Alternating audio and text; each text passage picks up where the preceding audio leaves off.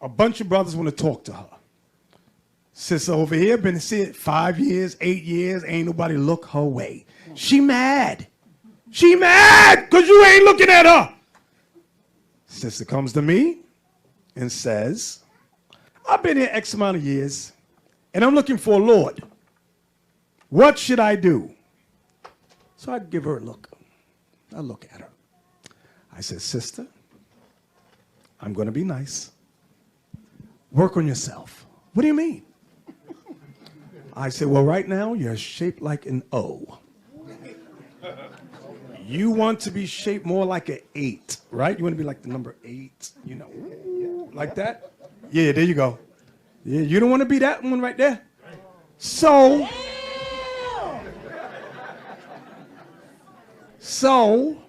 now, I got big sisters in my family. I got big aunts, sisters. I love them to death. Don't think there's a spirit of hate on me. It's not hatred. I love my sisters. Just so, you pop me upside my head when I try to warn you about them damn West Indian dudes. Better watch them. I say, hey, somebody tell you to get fat. That's to keep your fat behind at home. And then he go out with the Slim Jim girls. The hell is this? Okay, that's my story for today. I don't know why I told that story. Why did I tell that story? Much wantonness. Yeah. Oh, much wantonness. Right. That was it. Right. Go back. Some men will appeal to the sister's lust. Yes. And use them. Yes. If a man could tell you you are a decent weight, and he tells you I only like big women, and your dumb ass go and get fat, you get what you deserve. Mm-hmm. Okay, and I've seen it happen a lot of times. Remember, Bishop, we got brothers come in here, they see a beautiful sister, they start telling her stuff. I don't like women that get dressed up. I don't like women that wear makeup. Okay, now she look like Harriet Tubman, right. And he's looking at other girls. When you check his phone and everything he's doing, it's a form of control. Right. We've seen it here over and over and over, but the woman think that her knight in shining armor walked into the school, that's going to be my husband. Now she can't talk to nobody. She's yes, sir, master. No, sir, master. And she look like a bum. Her hair ain't done. She got the same clothes on all the time. And we remember how she was before she met with that dude. And we've seen plenty of women. Y'all know them that used to be in this congregation. You don't see them no more. They was here 5 years, 6 years, 7 years. Then knight in shining armor come in and then take them and destroy them, just like the story the bishop just told. I want to give all the praises and the honor to Yahweh Bahashem, Yahweh Shai Bahashem, Aracha HaKwadash, and double honors to the elder apostles and bishops of Great Millstone. Honors to you, brethren, you fellow believers of this faith. That includes you sisters, and shalom to the elect. Real quick, I want to go in this video. This was the Bishop Nathaniel. It was like a 4-hour live stream. Of course, I didn't watch all of it. But it was going into the mark of the beast and how he was going into it being the image of Jesus Christ. You know, that's what he considers the mark of the beast, but he still keeps the name, so that kind of makes them have the mark of the beast if that's their logic. But anyway, as it went on, he was telling the story about his sister who got, you know, beguiled by a Benjamite who told her he loved his woman big, right? And then the woman got big, his sister got big, but then come to find out he had a small wife, right? So maybe that was his lust. Maybe he had the small wife, and maybe he wanted a big woman too. I don't know.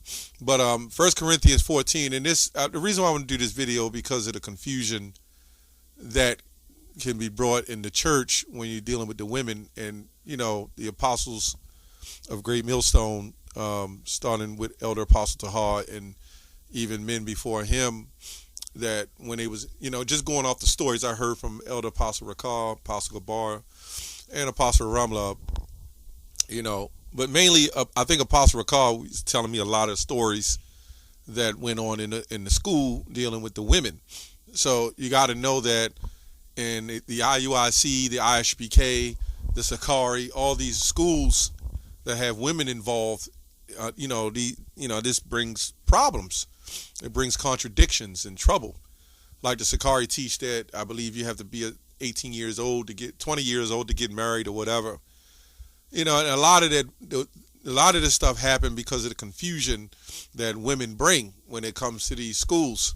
Now, we're in the end times, right? And this is just too much confusion to have to deal with, when we dealing with prophecy.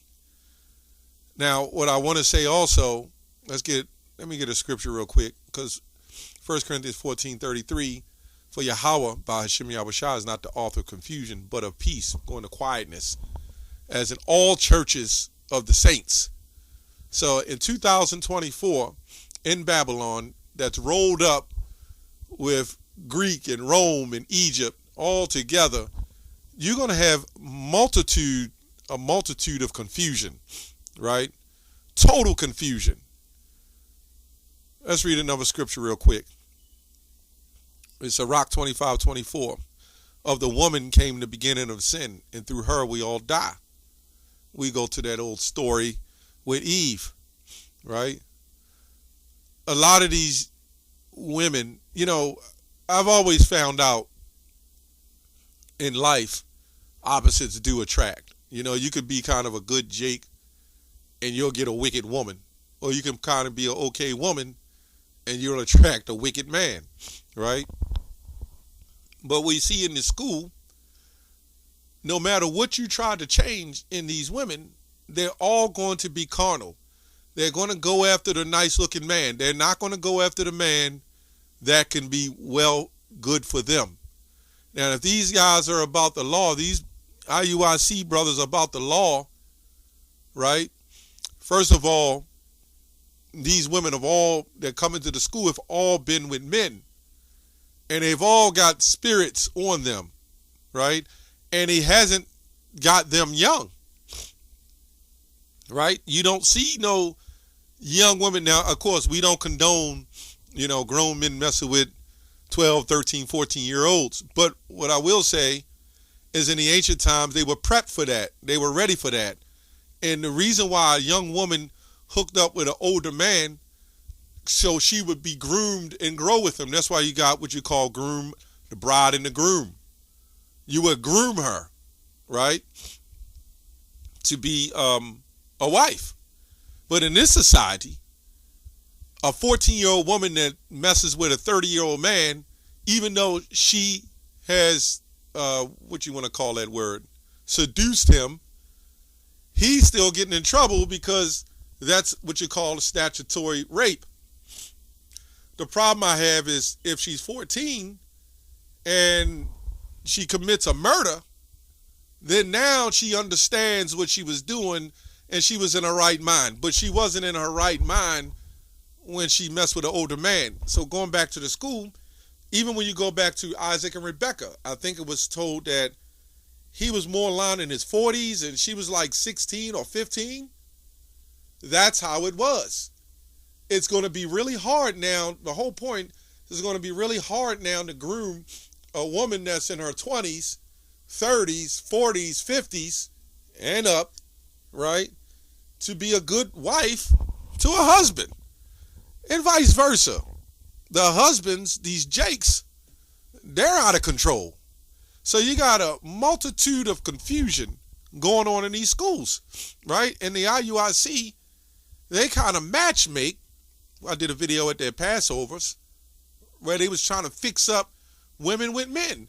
The problem is you got so many more women than men. If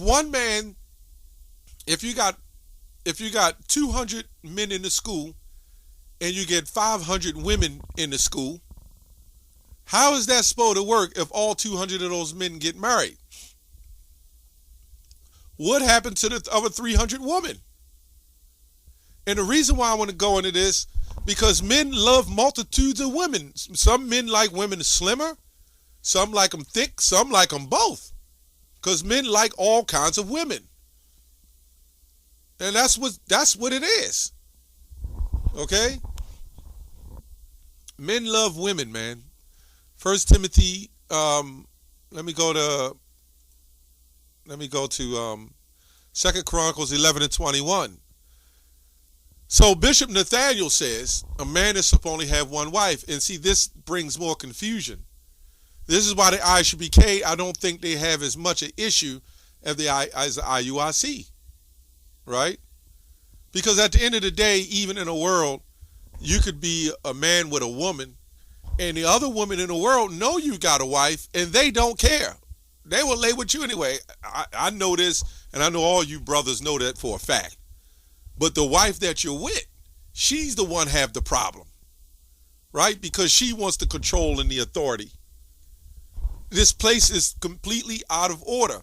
And by Bishop Nathaniel saying a man is supposed to only have one wife, that throws everything out of order.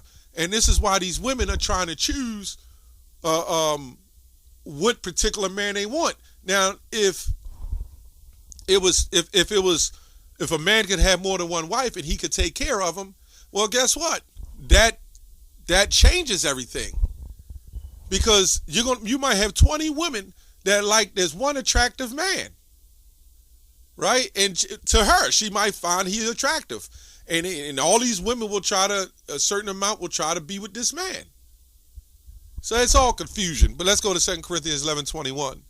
And Rehoboam loved Maacah, the daughter of Absalom, above all his wives and his concubines. For he took 18 wives, 80 concubines, and begot 20 and 8 sons, 80 daughters. So we see that here. Well, where is it against the law to do that?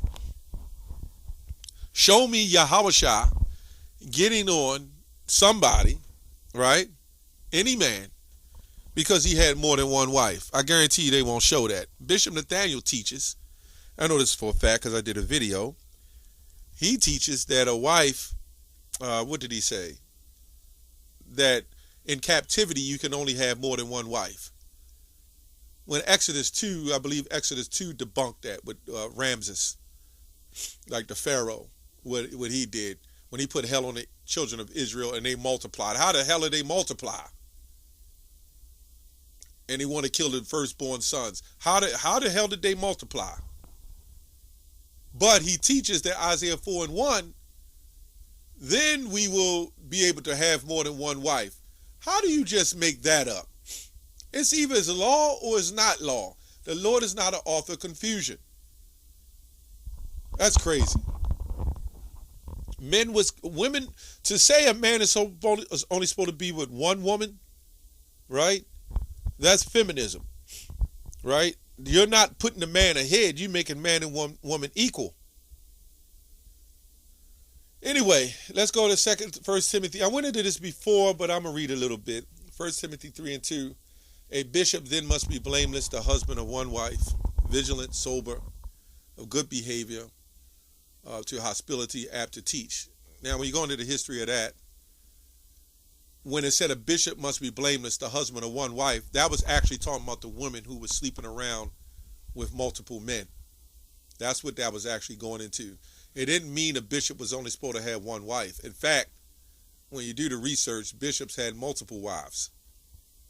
So if he came into office as a bishop, right now, and let's say I had 5 wives, and I came into the IUIC as a bishop, or in general, they would tell me I would have to drop 4 wives. So if you're a brother in the faith and you decide to join IUIC and you got 5 wives, you got to drop 4 of them. Now you got to pick which ones to drop. And Yahushua said what? Except for adultery that you put her away. So this is clearly confusing. Anyway, little commentary. Paul alludes to the incidents no longer locked up upon shameful in Rome. He even in his indignation and his laxity, the morals of his day, cites cases of women who reckoned their years rather by their husbands than by their consuls. A woman who had arrived to her 10th husband, right? 10 husbands. This is the only reason why he would be blameless. And he'll have to chill out on a woman, and he would have to get the woman that didn't have a lot of husbands or no husbands. Let me say that. It says, one who in 5 years had 8 husbands. Among the Jews was polygamy known, right? It says the apostatics, meaning therefore, in these canons is that such persons only were to be entrusted with sacred offices who in their married state had contended themselves with one wife and with one husband at a time, because thereby they had showed themselves temperate in sensual pleasures. The Asiatic nations universally practice polygamy, right? So this man is saying, Bishop Nathaniel is saying you're only supposed to have one wife, but in Isaiah 4 happened, then you can have more than one wife. So that means he understands that you're allowed to have more than one wife, but he teaches when you're in captivity, you can only have one wife. Anyway, it said, according to our Lord determination, persons who divorced each other unjustly were guilty of adultery, right, when they married themselves to another. So what you saw is you had people who would leave their wives, right, and wives who were leaving their husbands to remarry other men. So you see nothing new under the sun, right? And it says wives and husbands, then one at a time, as we see in the case of the woman in Samaria, John 4:18, when Yahushua said, you have 5 husbands. Why didn't he go to any of the apostles or any of the brethren or any of the men of Israel and said, hey, you had 5 wives? You're not going to see that. The apostle was to restrain these licentious practices, which were common among the Greeks and the Romans, right? Which our people was amongst them. This is why when it says Jew and Greek, this is why he called out to the Greeks. The nationality is not strictly a Greek. It's the people who adopted that name, right? As well as amongst the Jews. Okay? Ordered that no widow should be chosen to instruct younger women, but such has been the wife of one husband only at a time, right? Attempt on the duty to resist temptation, because what the problem was when a bishop would marry a woman and they was passing them around in their churches, the woman would have had 6 husbands already, even if she just laid with them, right? She had 6 husbands. It goes on to say, many converts of Christianity would have more than one wife, right? They are nowhere commanded to put away all but one. See, a lot of these Israelite groups, they don't read. They don't research anything. They just make that up as they go along. But it was not seemingly that a man in such position should be a Christian minister who ought to respect the ensample of the flock. Timothy 5:10. Then as now many a woman would change her partner, right, without a so-called remarriage and feel no scruples, so as long as she was faithful to the new partner, right? The Christian relationship then to be taught in Christian Asia and needs teaching now in many half-heathen circles of Christian England. There's a whole lot more in this, but I just wanted to touch on that. That is the reason why it says a bishop must be blameless, the husband of one wife. Why did he say the husband of one wife? Because if she was married to 5 other men, he would no longer be the husband of that one wife. And that's what it was talking about. Also, they had it in Rome, I believe. I read something, I'm not sure how true it is, that if the wife died, he was not to remarry. So they also use that as one wife. You see the Roman Catholics use not to marry or whatever. So that's what that come into play. Right? So we go to Sirach 26 and 23. So here's why when you see the women of those schools who go to the men and then they disappear, well, guess what? You introduce them in a lifestyle that they came up with all their life, and you're not fully using the law of the Bible as they claim to be using, right? I guess Bishop would be the acting father who give the daughter away. I don't know. But it's purely confusion, because if it doesn't work out with this man she's with, if he doesn't, I'm not going to be graphic, but if he doesn't do the things to her necessary or that she wants done to her, right, she's not going to respect him. How can you humble some of these women these days if they've been humbled many times over? That's why the scriptures in Deuteronomy 22 is clear. If a man takes a woman, right, and she cries not, they both got to be put to death. Why did she cry not? Because she got humbled by him. But if she doesn't and she's screaming, then only he gets put to death, right? Because she didn't like it. So you got to ask yourself, in 2024, or whenever this came out, how many of those women have already laid with men and liked it? And what the hell is you supposed to do, right? Especially if you can't do what the first man done, or the second or third or fourth or fifth, and the number goes on. This is why it's so hard, and this is why you shouldn't get so involved. And you got to let, when it comes to men and women, you got to let the Spirit work with them if something's going to work out between them two. That's too much responsibility, man. Let me say too much trouble, right? Sirach 26 and 23, a wicked woman is given portion to a wicked man, right?